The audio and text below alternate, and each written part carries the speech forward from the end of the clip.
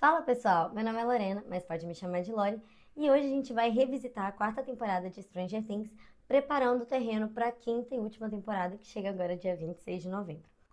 Mas calma que esse vídeo não é mais um resumão.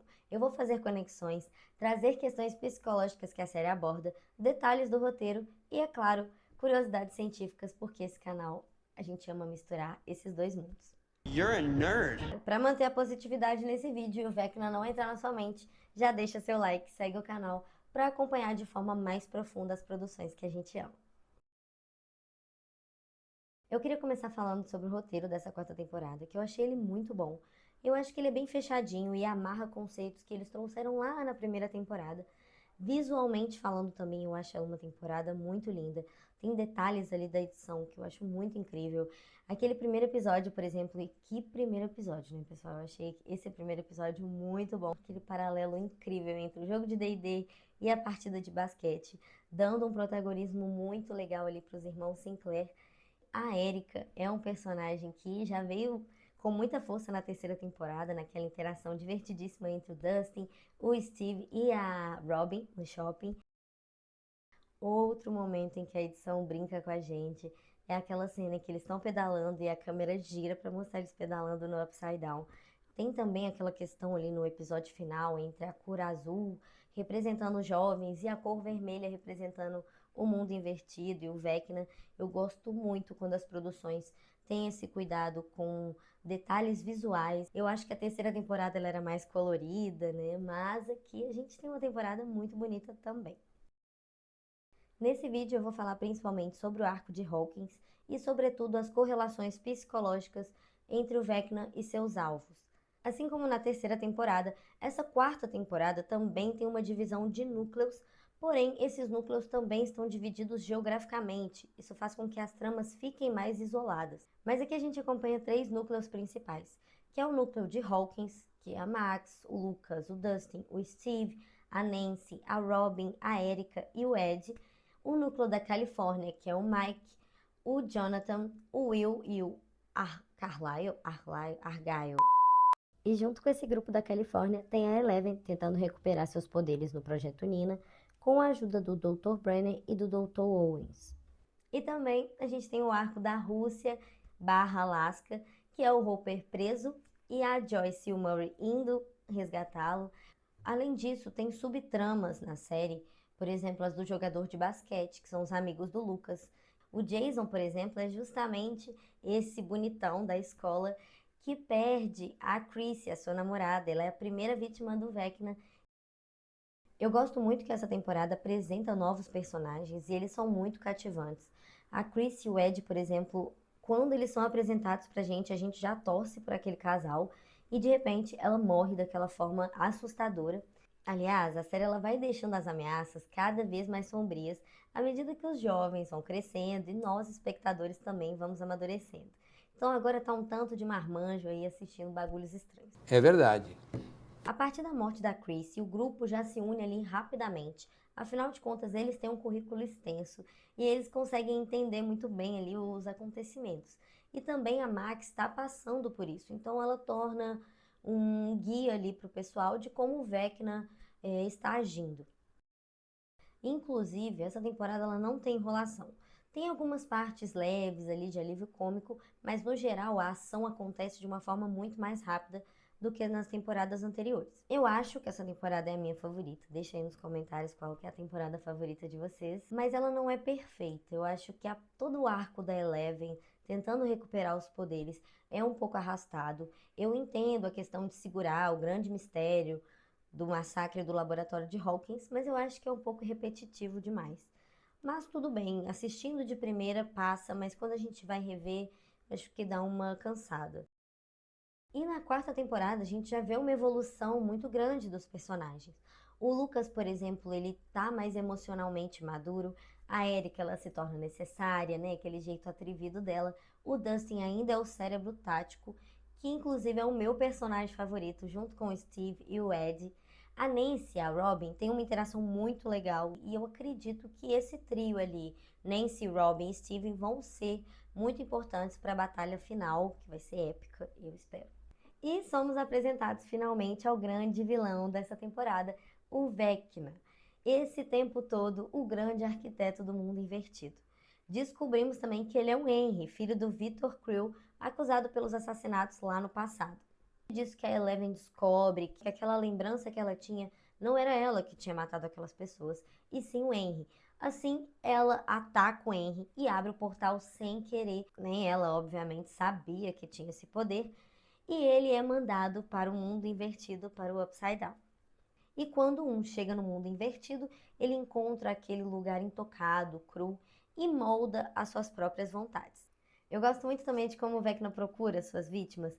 Na minha cabeça parece muito o cérebro do Dr. Xavier, de X-Men, e ele aterroriza aquelas pessoas, né, bem estilo Fred Krueger, para deixá-las bem fracas, bem sem esperança e conseguir atingir finalmente o objetivo dele. Eu reassisti a quarta temporada recentemente e eu tive uma percepção mais profunda sobre a parte de neurociência da série.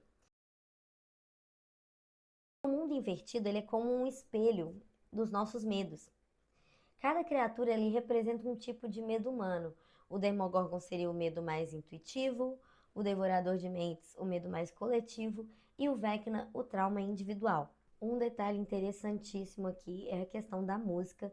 Acredito que na quinta temporada ela também deve vir com força, mas essa questão da música vem desde a primeira temporada com aquela música Should I Stay or Should I Go? E por isso eu entrei numa noia de neurociência. Eu comecei a pesquisar muito, acabei descobrindo paralelos muito interessantes. Por exemplo, quando o Vecna invade a mente de alguém, a série ela representa, obviamente, de uma forma simbólica, mas é inspirada sim em conceitos reais da neurociência. A série usa isso tanto no som quanto no visual para mostrar que a vítima entra num estado de transe, como se o cérebro estivesse desacelerando e perdendo as defesas cognitivas. E agora que eu revi a série, eu também percebi um paralelo ali entre a paralisia do sono. Porque na paralisia do sono, a pessoa ela está consciente, ela percebe o ambiente, ela não consegue mover as coisas, né? E também tem experiências de alucinação extremamente vívidas. Eu achei informações interessantes também sobre a ativação do córtex visual e do sistema límbico, e eu vi que essas visões distorcidas que aparecem na série, os cenários cinzentos, as memórias traumáticas e os ambientes, né, fragmentados, eles fazem referência direta à hiperativação do córtex visual. Já o sistema límbico, ele é ligado ao medo, às memórias emocionais, ele estaria ali muito sobrecarregado, fazendo com que o Vecna conseguisse, né, trazer essas visões tão reais. O Vecna seria literalmente um hacker de emoções, de memórias das vítimas, tipo um parasita neurológico. A ideia das crianças psíquicas, incluindo a Eleven, tem tudo a ver com o conceito de neuroplasticidade. E isso dialoga muito com estudos feitos principalmente ali na década de 70 e 80, em que eles estudavam pessoas mais jovens, crianças, né? Porque esse cérebro novo, ele teria capacidade de fazer conexões mais rápidas. Basicamente, estímulo sensorial, desenvolvimento acelerado e, claro, né, um treinamento cognitivo ali intenso. Dentro da narrativa, a gente vê o laboratório utilizando alguns métodos inspirados em tecnologias reais, como eletrochoques controlados, aquela estimulação transcraniana, privação sensorial e testes de ativação neural também são utilizados que a gente vê ao longo das temporadas. E por incrível que pareça, na vida real a gente também utiliza técnicas parecidas para ajudar com depressão, a memória, o foco. Stranger Things pega tudo isso e cria essa versão, né, das crianças com habilidades psíquicas extraordinárias. Agora a gente vai para os momentos emocionais que definem a temporada. E para me deixar emocionada também, não esquece de deixar o like aí no vídeo. Então vamos lá, vamos começar falando o que acontece ali pro finalzinho da temporada. Por exemplo, a gente vê, né, que a Max está lutando para viver e ela também está tentando se perdoar e encontrar força nos amigos. O grupo inteiro ele se junta para enfrentar um inimigo psicológico e salvar alguém que está passando por um momento extremamente vulnerável. E por isso que eu acho que Stranger Things não é sobre monstros e mundos paralelos, e sim sobre amizade, amor, cura. Temos umas interações muito boas lá pro final da temporada, aquela parte do trailer em que o Steve se declara para Nancy, E eu acho, inclusive, que esse casal tem muita força aí na quinta temporada, porque o Jonathan mentiu pra ela. Eu acho que a gente vai ter ali uma resolução desse triângulo amoroso. Ai, gente, tem uma cena tão linda entre o Ed e o Dustin, que o Ed fala pro Dustin nunca deixar de ser quem ele é, nunca mudar. E eu acho que esse simples diálogo cria um vínculo emocional na gente tão forte que faz com que a gente chore horrores quando o Ed morre. Aí depois a gente chora de novo quando o Dustin vai falar com o tio do Ed, né? E com certeza isso vai doer na quinta temporada, porque ver o Dustinzinho sofrendo não é justo, não é legal, perdendo um amigo, inclusive um personagem tão maravilhoso, que eu fiquei encantada desde o primeiro episódio da série. A gente percebe aqui também que os jogadores de basquete e algumas pessoas da cidade representam esse lado mais ignorante. As pessoas elas não entendem o que está acontecendo e então elas buscam ali explicações religiosas, intolerantes, para justificar o que elas não compreendem. Inclusive, os jogadores de basquete não percebem que um dos amigos dele também está passando por um momento difícil. Um retrato bem real, né, da nossa sociedade, em que muitas vezes a gente não percebe a dor dos nossos amigos, a gente não conversa, a gente não pergunta. E por isso que é tão legal esse grupo que ele sempre tá ali, né? Eles sempre estão juntos para resolver. Então, ninguém ali solta a mão de ninguém. Eu acho que é uma mensagem muito forte aí da série. O Jason, ele vê o amigo morrendo e mesmo assim ele assume isso como algo do Satã, porque ele prefere acreditar nisso. Mas isso é uma coisa que tinha muito nos anos 80, esse preconceito, né, com o D&D, com outras mídias que sofriam ataques moralistas, né, durante esse pânico satânico. E como tem esse preconceito, e eles estão vivendo essas questões da época ali, a cidade acaba abraçando esse discurso do Jason, o que leva ao grande confronto final entre o Jason e o Lucas. Bom, as cenas finais elas são muito empolgantes. O Vecna mostra o plano dele para Nancy, o que eu fico sem entender porque ele poderia ter matado ela ali mesmo e já concluir o plano dele, mas ele prefere ir atrás da Max. Ela vai tentar lutar, claro, né, da forma dela, utilizando as memórias felizes. E o Jason chega, começa uma briga com o Lucas. E essa cena é revoltante, gente. Eu lembro que eu fiquei muito nervosa quando ele pisa nesse toca-fitas. Eu falei, gente, agora já era. Eles vão ter que ficar cantando pra menina voltar, não vai dar certo. Ali já acabou pra mim, eu já falei, vai dar merda. Já avisei que vai dar merda. No final da temporada, o Vecna consegue prender a Eleven no mundo invertido. Mas o Mike faz aquele discurso cheio de emoção, fala que a ama, e aí ela consegue voltar às forças e derrotar o Vecna.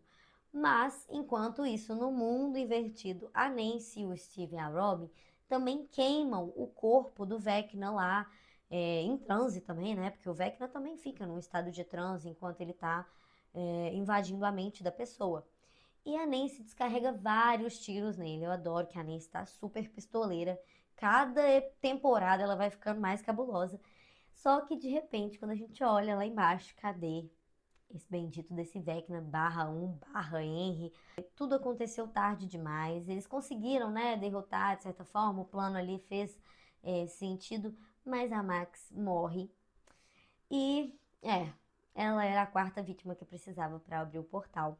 Nesse momento, tem uma grande rachadura em Hawkins. Aí, inclusive, o Jason morre, pelo menos, né? Porque esse cara é muito chato, é muito mala. Todo mundo tá triste. A Eleven fica bem desesperada, assim, com a morte da Max. Então, ela dá um jeito lá de trazê-la de volta. Só que ela não consegue trazê-la totalmente de volta. Então, ela fica nesse estado ali de coma.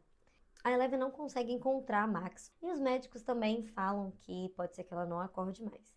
Finalmente, né, a gente vê a Robin conversando com a Vicky, o seu crush, e o Ed está desaparecido. Afinal de contas, o corpo dele está lá ainda no Upside Down, mas o Dustin vai conversar com o tio dele e conta a verdade para ele. A Eleven tem um encontro muito emocional com o Hopper. Ela achava que ele estava morto até aquele momento.